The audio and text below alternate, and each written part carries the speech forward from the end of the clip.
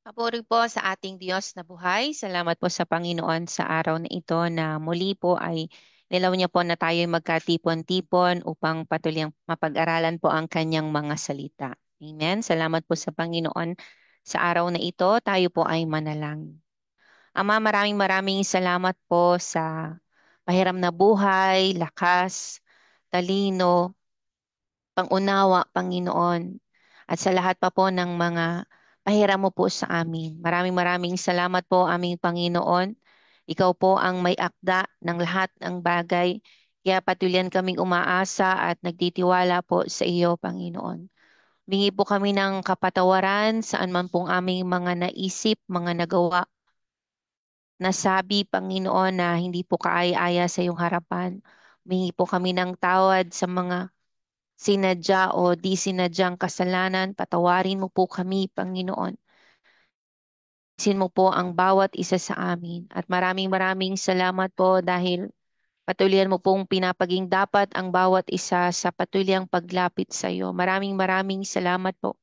Aming Panginoon na tinutulungan mo po kaming lahat na patuloy ang magbigay kaluguran sa iyo. Binibigyan mo po kami ng magagandang kaisipan upang patuloyan naming maintindihan, Panginoon, na yung mga dapat po naming ginagawa.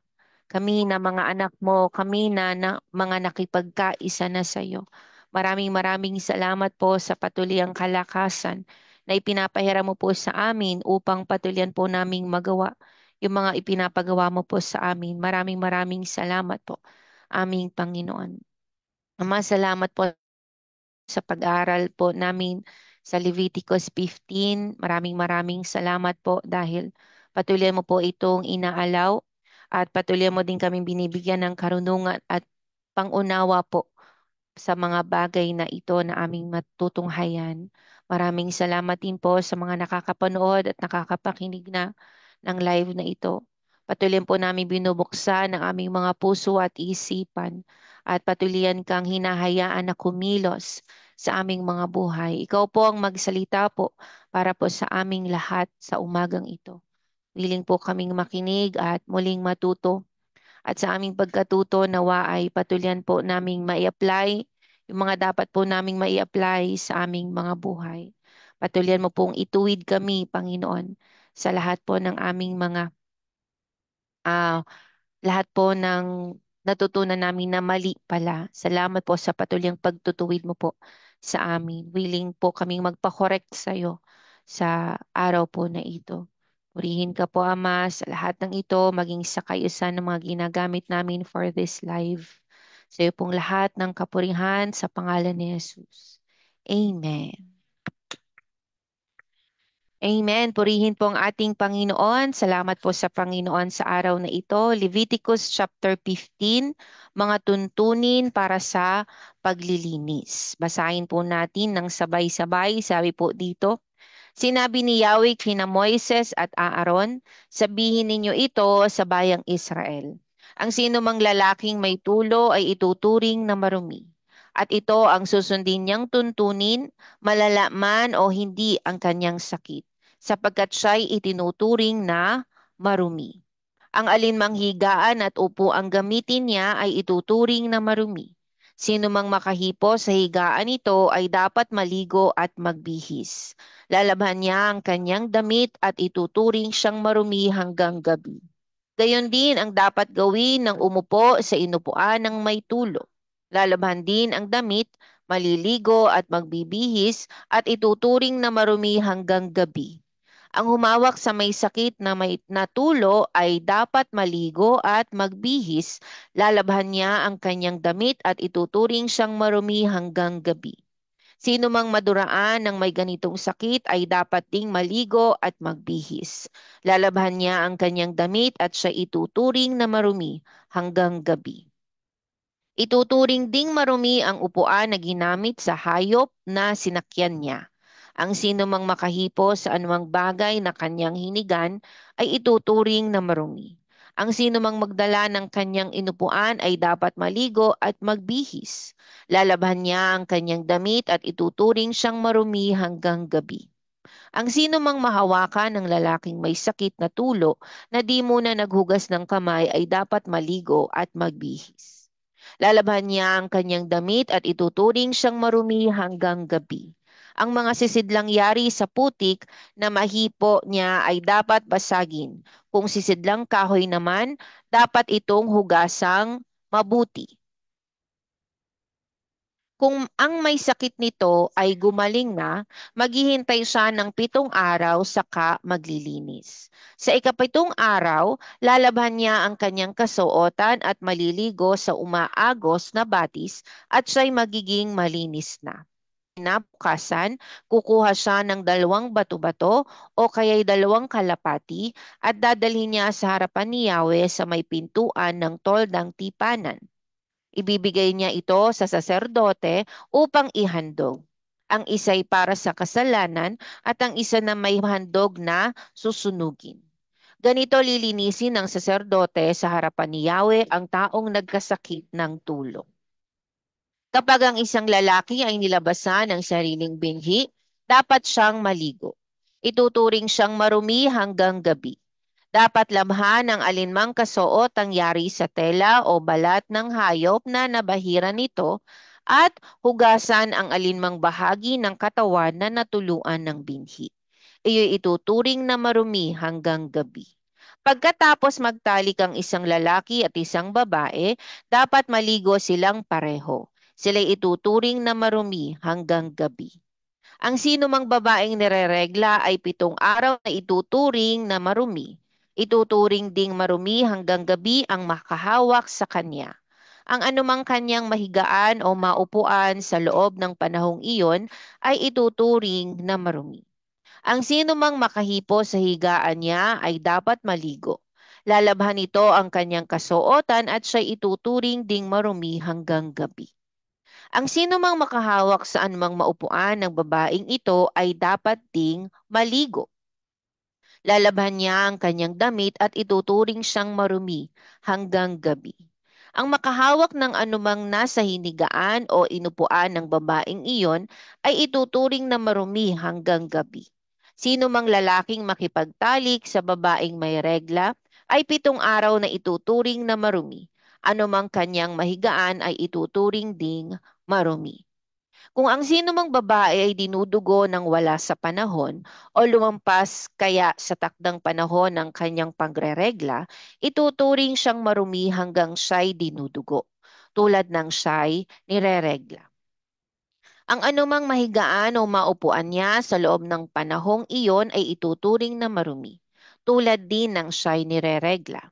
Ang sino mang makahipo sa mga bagay na ito ay dapat maligo. Lalabhan niya ang kanyang kasuotan at ituturing siyang marumi hanggang gabi. Kung huminto na ang kanyang pagdurugo, siya'y bibilang ng 7 araw mula noon at magiging malinis na siya. Sa ikawalong araw, kukuha siya ng 2 bato o 2 kalapati at dadalhin niya sa saserdote sa may pintuan ng toldang tipanan. Ihahandog ang isa nito para sa kasalanan at ang isa na may handog na susunugin. Sa ganitong paraan, lilinisin siya ng saserdote sa harapan ni Yahweh. So these laws no po ay pumapatungkol po sa mga bodily discharges.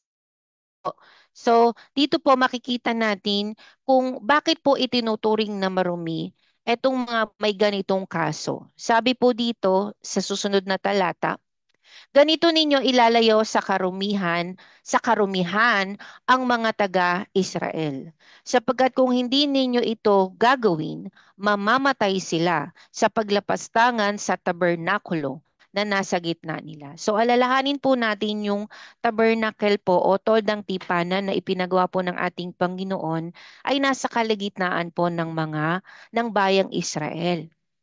Kaya talagang binigyan po sila ng mga tuntunin ang mga Israelita, binigyan sila ng mga tuntunin para ilayo sila sa karumihan, para manatili silang malinis.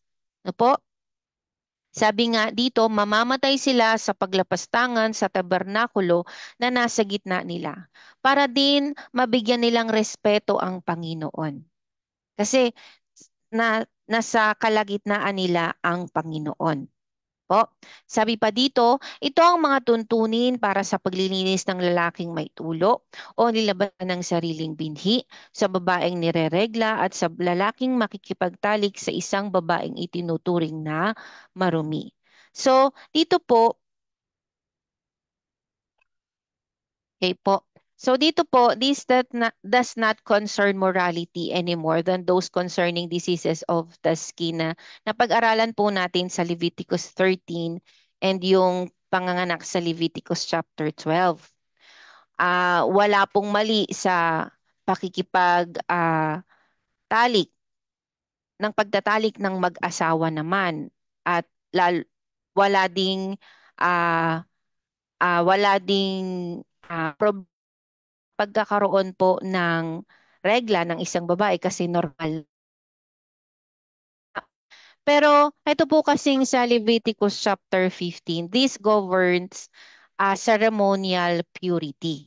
Ano po, hindi moral purity, kundi ceremonial purity. Kasi nga talagang normal itong ah, pagtatalik po ng mag-asawa, sabi ko po ay mag-asawa, at yung pagkakaroon ng regla.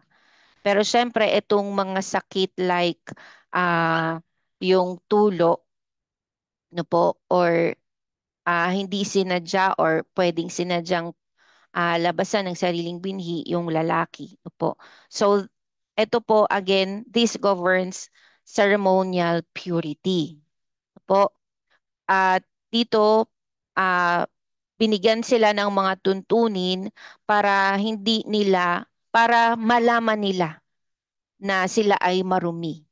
Po, kasi ay binigyan nga ng mga tuntunin ang mga Israelita for them to live a holy life. Po. So, ano ba nga po ang ibig sabihin ng ceremonial holiness o ceremonial purity? Ito po ay ang kabanalan na panandalian lamang habang ang isang tao, bagay o lugar ay ginagamit para sa paglilingkod sa templo o lugar panambahan. Kadalasan ang kabanalang ito ay nasa panglabas na kaanyuan lamang. So ang tinatawag po doon sa mga ginagawa po ng mga Israelita po ay yung ceremonial holiness o ceremonial purity po. Pero sa ating kapanahunan ngayon, hindi na po tayo under ng kautosang ito. Sabihin mo nga, hindi na. Yan. Malinaw po, no? Malinaw na hindi na po tayo under ng law of Moses or Mosaic law. Hindi na po. Sabi nga po dito sa Roma 6:14, sapagkat hindi na dapat maghari pa sa inyo ang kasalanan dahil wala na kayo sa ilalim ng kautusan, kundi saan na po? Kundi sa ilalim na ng biyaya ng Diyos. Ano po? So, lahat po tayo, under na po tayo sa biyaya ng Diyos. Lahat po ng nakipagkaisa kay Kristo.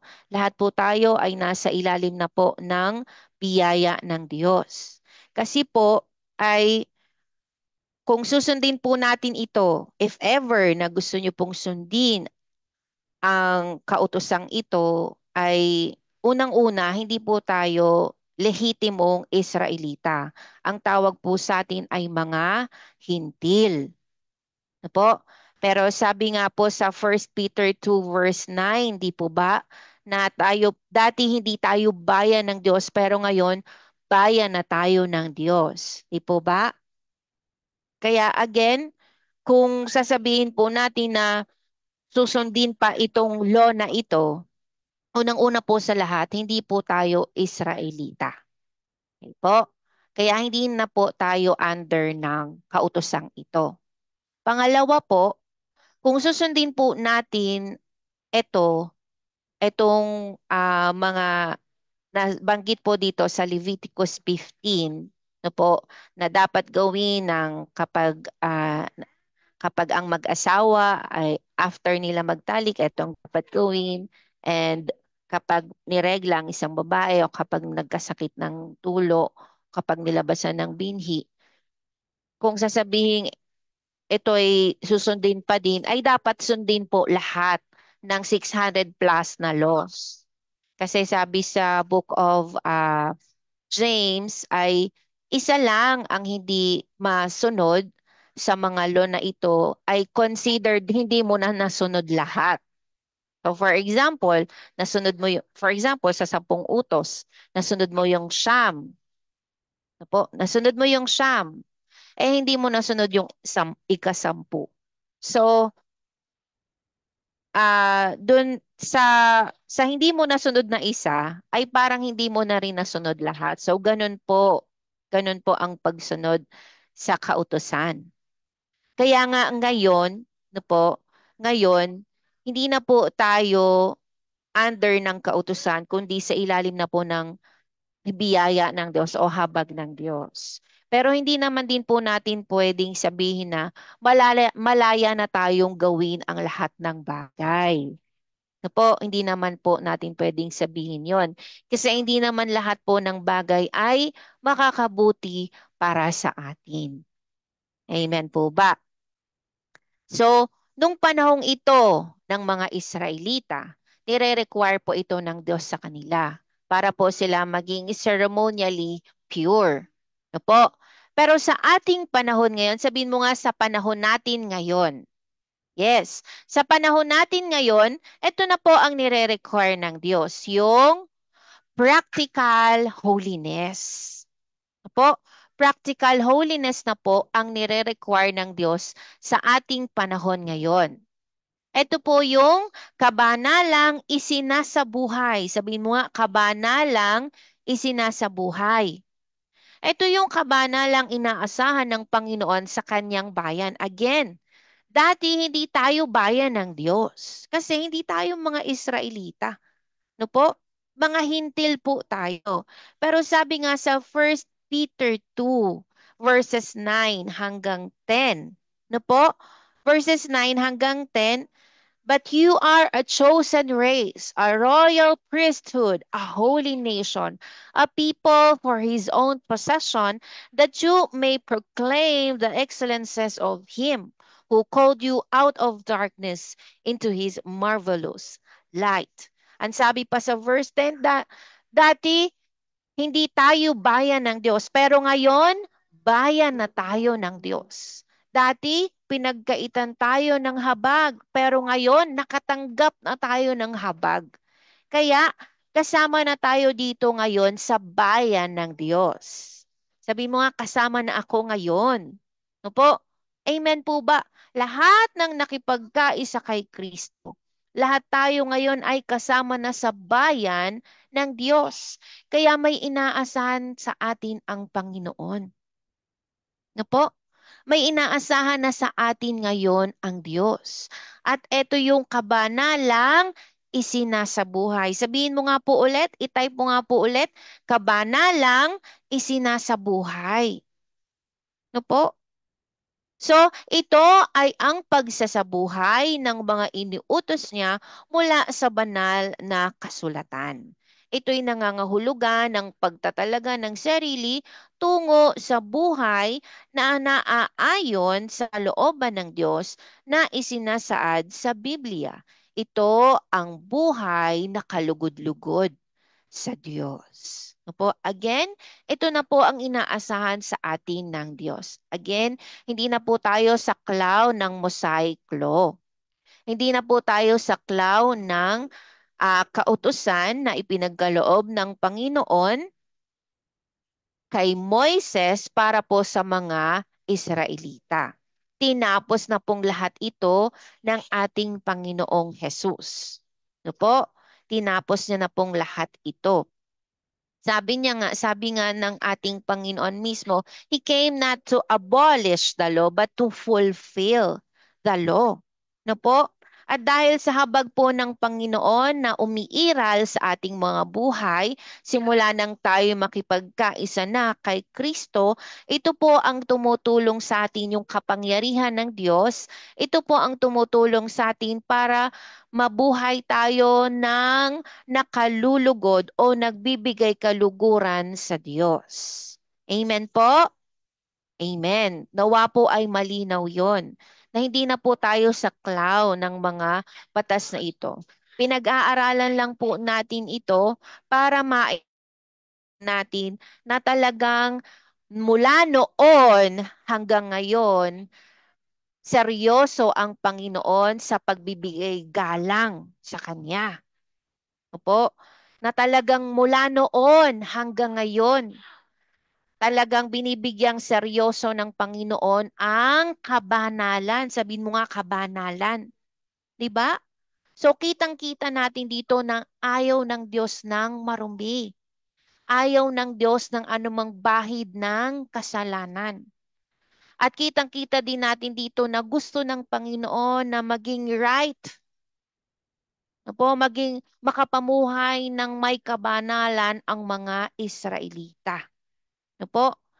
So, ganun din ang gusto ng Panginoon. Ganun din ang inaasahan ng Panginoon sa atin. Ngayon, tayo ng mga hindi nasaklaw ng kautosang ito, may inaasahan pa rin sa atin ng Panginoon. Inaasahan pa rin ng Panginoon na isabuhay natin ang kabanalang ito.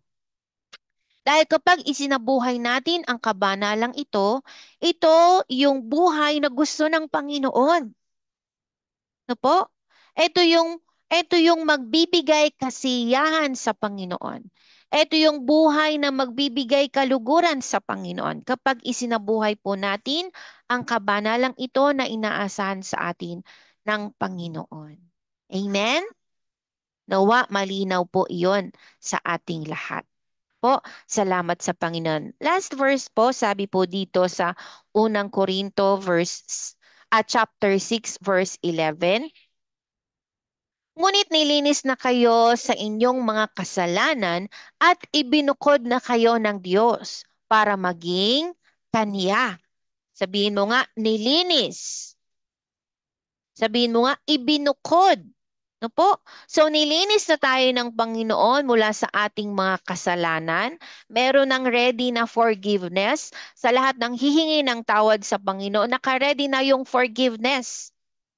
At sa pagpapatawad sa atin ng Panginoon, di niya lang tayo patatawarin, bagkus lilinisin niya pa tayo sa lahat ng karumihan at mga kasalanan. So dahil sa paglilinis sa atin ng Panginoon, ibinukod na tayo ng Panginoon para maging Kanya. So itinuring na kayong matuwid ong Hesukristo at sa Espiritu ng ating Diyos. We were made righteous before the Lord. Opo, dahil sa ginawa ng ating Panginoong Hesus, itinuring na tayong matuwid. Sabihin mo nga, itinuring na akong matuwid. Po. Kaya nga hindi na po tayo babalik doon sa luma nating pagkatao. Dahil ilalagay mo to sa iyong kaisipan, nilinis ka na ng Panginoon. Unang-una sa lahat, nilinis ka na ng Panginoon. Pangalawa, ibinukod na tayo ng Panginoon para maging Kanya. At ikatlo, itinuring na tayong matuwid ng Panginoon. Itinuring na tayong matuwid dahil sa Panginoon. Because of Jesus, we were made righteous before our Father in heaven because of Jesus. Kaya nga everyday kailangan natin ang Panginoon, kailangan natin ang pagsama ng banal na Espiritu Santo para tuloy-tuloy po tayong makapamuhay ng may kabanal. Amen? Kaya nawa po ay patuloyan po nating alalahanin ito, no po, na itinuring na tayong malinis ng Diyos. Ibinukod na tayo ng Diyos para maging Kanya at itinuring na tayong matuwid dahil kay Kristo. Kaya makakapamuhay na tayo ng may kabanalan. Kaya maisa sa pamuhay na talaga natin yung kabanalang inaasahan sa atin ng ating Panginoon. Amen? Purihin po ang ating Panginoon. Nawa ay may natutunan po tayo sa araw na ito at sa pagkatuto po natin ay talagang maisapamuhay po natin yung ating mga natutunan. Again, hindi na po tayo saklaw ng kautusan. Ngayon po ay nasa ilalim na tayo ng biyaya ng Diyos. At yung biyaya na yun ng Diyos ang patuloy kumikilos sa ating mga buhay, sa atin, no po, na mga tumanggap, na mga nagsitanggap sa ating Panginoong Heso Kristo para makapamuhay po tayo ng may kabanalan po at para makasunod din tayo sa utos ng ating Panginoon. Again, mga ipinag-uutos sa atin ng Panginoon, hindi sa mga Israeli. Okay po, tulungan tayo ng Panginoon na patuloy makapamuhay ng may kabanalan para magbigay kaluguran, para mapasaya natin ang Diyos araw-araw. Amen. Salamat po sa Panginoon. Tayo po ay manalangin. Ama, maraming maraming salamat po sa karunungan na patuloy mo pong ipinagkakalob sa amin. Nawa, Panginoon, ay patuloy mo po kaming tulungan upang makapamuhay po kami ng nakalulugod sa iyong harapan. Patawarin mo po kami, Panginoon, sa mga pagkakataong hindi po kami nagbibigay lugod sa iyo. Patawarin mo po kami, Panginoon. Salamat po sa iyong patuliyang pagpapaging banal sa amin, Panginoon.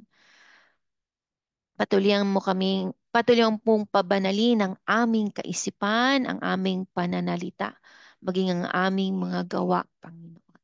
At nawa talagang magawa namin yung gusto mo, hindi yung gusto namin, Panginoon. Nawa yung gusto mo po talaga ang aming magawa. Patawad po sa mga pagkakataon na ginagawa namin yung bagay na gusto lang namin. Pero hindi naman talaga ito yung gusto mo. Patawarin mo po kami, Panginoon.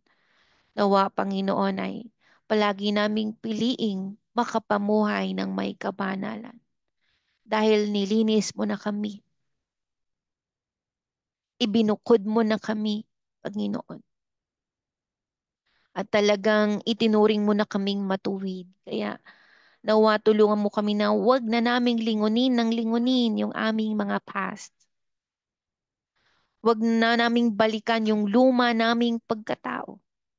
Wag na naming balikan yung luma naming gawi, pag-uugali. Tulungan mo kami na talagang patuluyang makapamuhay kami ng naaayon po sa iyong mga kagustuhan, Panginoon. Lord, malugod ka sa aming mga buhay. Huwag kaming magbigay kasiyahan po sa iyo, Panginoon. Tulungan mo kami. Mahabag ka sa amin, Panginoon. At maraming salamat po sa mga kapatirang nakakapanood at nakakapakinig ng live na ito. Pinagpala mo na po sila, Panginoon, habang maingat nilang sinusunod ang iyong mga ipinag-uutos sa aming lahat. Maraming maraming salamat po, Panginoon, sa buhay po ng aming daddy. Ang patuloy ang pagbibigay mo po sa kanya ng malusog at malakas na pangatawan.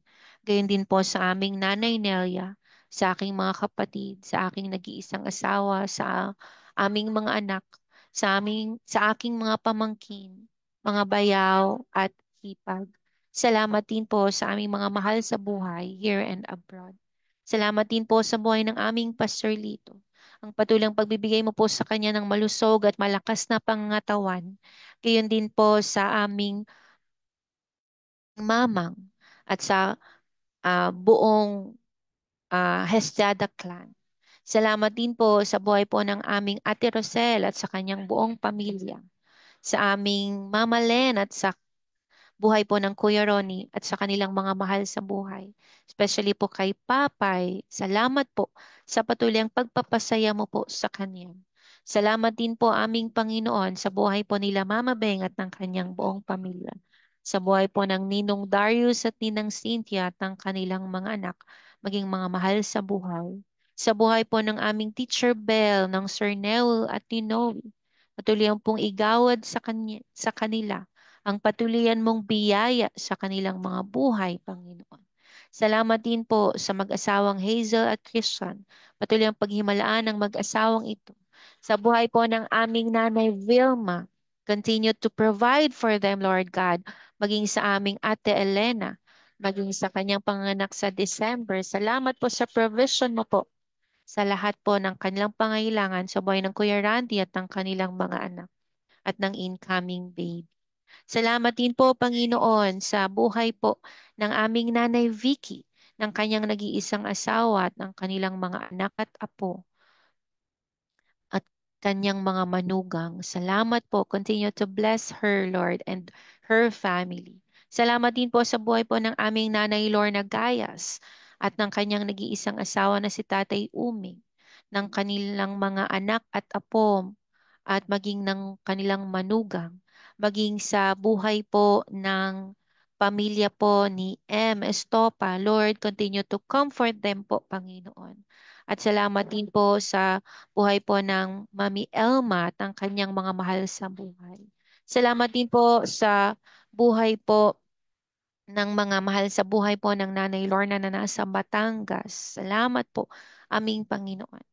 Kahabagan mo po ang aming mga kababayan na nakakaranas ng kalamidad, bunga po ng Bagyong Leon. Salamat po sa patuloyan mo pong pag-provide po ng kanilang pangangailangan.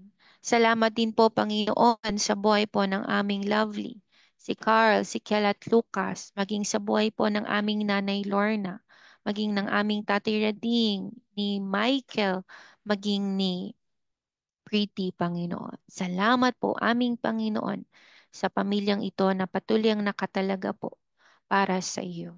Salamat din po sa buhay po ng aming Ate LP, Kuya Ogie at ng kanilang mga anak. Salamat din po sa mga kapatiran from Apayao, ang aming kapatid na Chrissy. Salamat po sa kanyang buhay, maging sa kanyang nag-iisang asawa na si Melchor at sa kanilang anak na si Mary Mel. Salamat din po sa mga kapatiran, ibang kapatiran from Apayao and from other fellowship na nakakasama namin, Panginoon, sa buhay po ng aming mare na si Joanna at ng kanyang mga mahal sa buhay. Ang patuloy ang kahabagan mo po ang sumakanila. Salamat po sa bumubuo po ng Miracle of Life family. Sa mga hindi ko po naisama sa panalangin ito, kilalang kilala mo po sila, Panginoon. Patuloy mong katagpuin ang pangangailangan ng bawat isa sa amin, Panginoon. Yes, even po yung mga mahal po sa buhay na nasa abroad, mga kapatid na nasa abroad, sila Kuya Alan, Panginoon. Samahan mo po sila Angel at sila Arnie, Panginoon, maging ang si CJ, Panginoon, at ang asawa po ng kapatid na Amy, si Kuya Jomel. Salamat, Panginoon, at at mga kapatiran pa na nasa abroad. Pangalagaan mo po sila. Katagpuin mo po ang kanilang pangailangan, Panginoon. Maraming maraming salamat po sa araw na ito na ipinagkaloob po sa amin. Nawa ay magkasama-sama kami mamayang gabi at patuloyan pong pangailangan po ng bawat isa. Maraming maraming salamat din po sa lahat po ng ah, nagsisipagdalo sa pagdidisipulo na ginagawa sa kanilang tahanan. Salamat po sa aming 7x7 mentors. Salamat din po sa mga intercessory prayer, Lord God. Salamat po. Salamat po sa mga taong ito na patuloy ang nananalangin po para sa lahat po ng pangailangan ng bawat isa. Purihin ka po, Ama, sa lahat ng ito sa pangalan ni Jesus. Amen. Amen. Papuri po sa ating Panginoon. Maraming maraming salamat po sa Panginoon sa araw na ito na ipinagkaloob niya po sa atin. Salamat po sa Panginoon sa buhay po ng ating Daddy. Nelia, hello po sa inyo, maging sa Papa Mar at sa mga mahal po sa buhay here and abroad. Salamat din po sa Panginoon sa buhay po ng ating Pastor Lito at ng kanyang mga mahal sa buhay. Maraming salamat din po sa Panginoon sa buhay po ng ating Nanay Lorna Villanueva Gayas, Tatay Umeng, maging ng inyo pong mga anak, mga apo at manugang. Salamat din po sa Panginoon sa buhay po ng ating Nanay Lemya, Nay, hello po. Patuloy po kayong paghimalaan ng Panginoon at salamat din po sa inyo pong mga anak at patuloy i-provide ng Panginoon ang patuloyang malusog at malakas niyo pong pangangatawan. Hello po, Nanay Lemia. Salamat din po sa buhay po ng ating Nanay Vilma Lemu. Maraming salamat po. Loobin ng Lord na magkita-kita tayo mamayang gabi at 7 p.m. Salamat din po sa patuloy provision ng Panginoon para sa inyo po at sa inyo pong mga mahal sa buhay. Salamat din po sa buhay po ng ating Ate Rosel Hasada Pescasio. Salamat din po sa buhay ni JR at ng kanyang pamilya, maging ni AJ at ni Abby. Patuloy ang katagpuin po ng Panginoon ang pangailangan niyo po kasama po ang Kuya Ompong. Salamat din po, yes, Ate Irene. Pagpaumanin po kung hindi ko po kayo nabanggit kanina sa prayer, pero dalangin ko po ang patuliyang pagsubaybay sa inyo ng Panginoon, maging ang patuliyang pag-provide po ng Panginoon sa inyong pangangailangan at maging sa ating si Sir Bob. Salamat po sa Panginoon sa kanyang buhay. Salamat din po sa Panginoon sa buhay po ng ating Teacher Bell Malinoy Bernardo, Sir Newell, and si Baby No. Salamat po, loobin ng Lord na makadalo din po kayo mamayang gabi at 7 p.m. Salamat din po sa ating Nanay Vicky. Hello po, Nay. Salamat po sa buhay niyo po, sa nag-iisa mo pong asawa at sa inyong mga anak at mga apo. Salamat din po sa Panginoon sa buhay po ng ating Ate Elena, Kuya Randy at ng kanyang mga anak. Mama Len, hello po. Salamat sa Panginoon sa buhay mo po at ng nag-iisa mo pong asawa na si Kuya Ronnie. Nawa po ay makauwi na po, makabalik na dito si Papay. Salamat po sa provision ng Panginoon. Sa buhay din po nila Mama Beng at ng kanyang pamilya. Salamat din po sa Panginoon sa buhay po ng ating mga kapatiran from Apayao at mga kapatiran from Miracle of Life. Maraming salamat po sa Panginoon. Yes, lovely. Maraming salamat sa buhay mo at ng iyong mga mahal sa buhay. Amen. Purihin po ang Panginoon. Nawa po ay patuloyan po nating maisapamuhay yung ating pong mga natutunan sa araw na ito at pakalimilimiin po natin po ang mensahe ng Panginoon para sa atin sa araw na ito. Mamayang gabi po, lobe ng Lord na magkita-kita po tayo at 7 p.m. Araw-araw po ito at 7:30 a.m. Palagi po sa Diyos ang kapurihan.